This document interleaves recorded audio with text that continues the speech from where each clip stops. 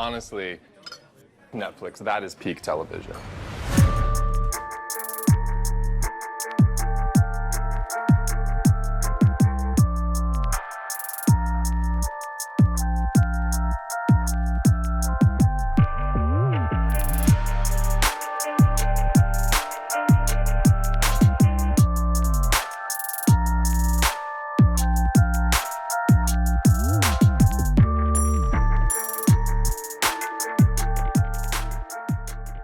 I guess I, like many other viewers, thought maybe there would be some loose threads so that you could go into season 6.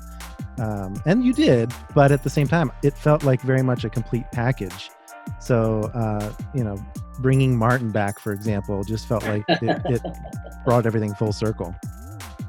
I mean, I'm glad you feel that way. We have a philosophy on the Magicians, or we've always had it from the very beginning, where we don't just if you have a chance to do it, like smoke them if you got them. We don't mess around and pretend that there isn't gonna, like, we have I want to say that almost every year we have basically pretended that we didn't know if we'd come back, and we just kind of went for broke. And we kind of we did the same thing this year, and everything that happens in the finale we kind of knew from the very beginning would happen. And I assume we can talk spoilers in this, right? Yeah, this is after the finale has aired. Yeah, I mean, we knew that we were going to destroy Fillory, and there were a bunch of little character arc moments that we kind of knew that we wanted to hit, and we've been kind of working towards hitting. Like the Elliot Charlton thing is a thing we've actually been working towards kind of since the beginning. We've been thinking of it for a couple of seasons, since the first time we actually introduced him. And then there are things like that we worked out where there's a moment between Alice and Zelda the librarian that is, something that we knew we had been building towards. And Sarah was at the moment was basically like, well, if we don't do it now, we're not going to do it. But the philosophy that we really had was just, other than the go for broke part, was we were kind of trying to close up character stories while leaving plot threads to, a little open, which is a little unusual from what we usually do. I want to say we usually leave people feeling a lot more screwed. And in this chance, it's actually funny because we've been talking for several years about how our finales, everyone just gets like really, really, really, really screwed over. And we've been talking about, hey, we should do a happy one at some point, just to flip the switch, just to try something different. And I think that's kind of where we ended up this year. But the thing I like about it, the thing that I think is very Magicians, is that everyone's still kind of screwed, but they've sort of found a peace with it.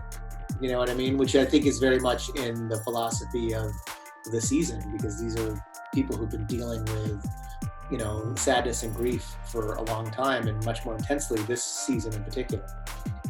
And then to come to a moment where you realize that, life continues to mess with you, but that's no reason that you can't be happy. I think I think that's a good, as good a statement of purpose as our show has. Right, and there's actually some nitty gritty in here that we haven't seen that much in The Magicians. Specifically, the Santa thing was pretty cool, because we had a series of Chekhov's guns that we knew were going to come into play at some point. But interestingly, many were made to be given as gifts themselves. Yeah, every single gift was planted deliberately to pay off. But in a way that they gave it as a gift themselves. Like the microplane made the sandwich for someone else. 100%. The eye box was for someone else. So on. Yes. Yeah. The Penny got the bracelet. Penny got Elliot got the bracelet, which allowed him to see Charlton for who he was, and Penny got a baby sling, which ended up allowing him to travel. That was and then Alice got the page. Yeah, that was the only one that was for the person that it was intended for, I feel like, rather than for someone else. But in a way, it also was for everyone else, because it's the thing that it let us save magic, and it let us save the people of Fillory. That's true. It was for everyone on Fillory. I like that if you're watching closely, and definitely if you do a rewatch of the finale, which I encourage people to do, you can see Plum's inquisitiveness at the beginning because she was on the redo. So that perhaps she wasn't even in that meeting the first time. She was not. I mean, she was, but she didn't ask the same questions. That was all very, very much intentional. Yeah, it was funny because I thought when we talked about before the finale, I thought she was going to play such a much bigger part, but I kind of like the understated nature of what she did here. But at the same time, it saved everything. When we were breaking the story, every once in a while you're kind of playing around with all the pieces, and you sort of don't know what order that they're going to fall in. I can't even remember who pitched it. It might have been David Reed. The idea that we reveal to the audience that we're already in the do-over, which was and it felt like such a gut punch that we were like, we have to do that. It's such a great dramatic reveal. So we kind of built everything else around that because we knew we weren't going to beat that.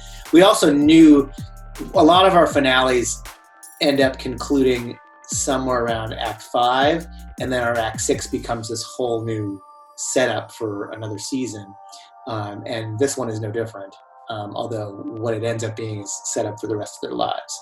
Talk a little bit about this idea of internal circumstances, because obviously the Hedges still have lunatics on retainer at the end of the episode, so there's still some relearning to do with the moon's new position. So how did they do that spell that required them to look inside themselves? She had lost the magical use of her fingers. That is, having her fingers severed and reattached made it impossible for her to kind of properly adjust what she was doing with one hand and cast properly. And what the lesson that she got from Zelda was that in order to learn to cast with the same power and thought that she had before, she needed to understand and accept all of her flaws, all of the ways in which she was broken, which was really, like, to me, that's like the lesson of the season, that they were all so grief laden and broken by the death of Quentin. They didn't want to move on. They couldn't. There's no real moving on without him, but you have to move on. And what I imagine that being like, she's chosen like accepting her scars. Her scars are what make her who she is. And once she accepts who she is, it actually gives her like a deeper control, which in a lot of ways was a reference to, there's a moment in the third book where Quentin's father dies. And in the book, his death ends up giving Quentin's magic a new flavor. And so we were trying to we had actually done something like that in earlier seasons. And what we really wanted to do here was kind of speak to the way in which, sometimes TV makes you feel like you're trying to get back to zero where everything's happy. But that's not life. Life is not like that. Life has happiness and sadness, and it exists in the same plane. So the way to live, the way to be able to move on, the way to be able to do things and learn from what has happened to you is that you have to accept those things, accept the ways in which you are damaged and messed up and broken and flawed. And once you accept them, they no longer have power over you in terms of weakening you, they become your strength. So that to me was what all of that was about with Alice, learning that lesson from Zelda. And I really love that, Zelda was the one who was able to help Alice to kind of make that step to become a master magician. Yeah, now it's safe to say that season 6 would have been about Julia, Penny, and HQ, as she's called, going after their lost friends.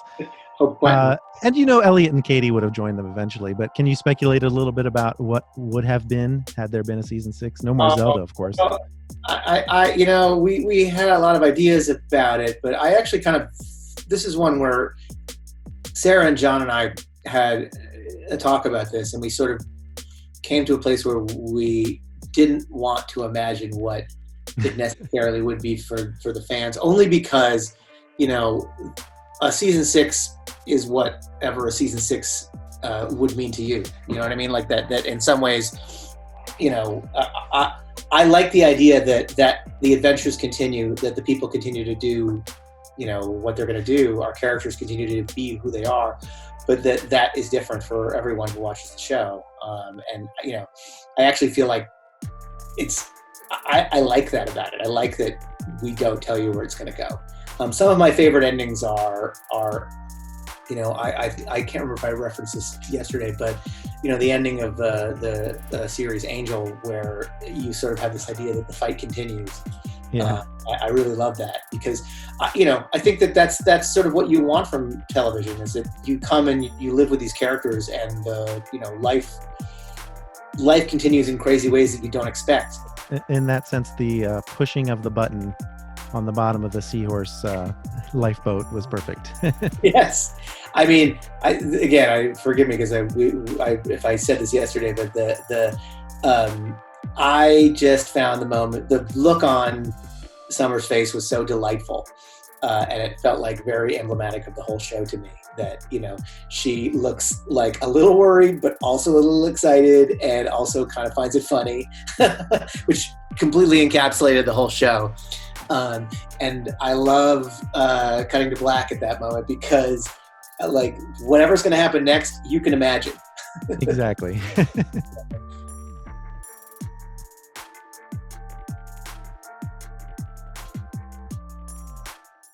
Like the sound of this video? All of our music was licensed from Soundstripe, a subscription-based royalty-free music library for filmmakers, podcasters, YouTubers, and more. Soundstripe. Keep creating.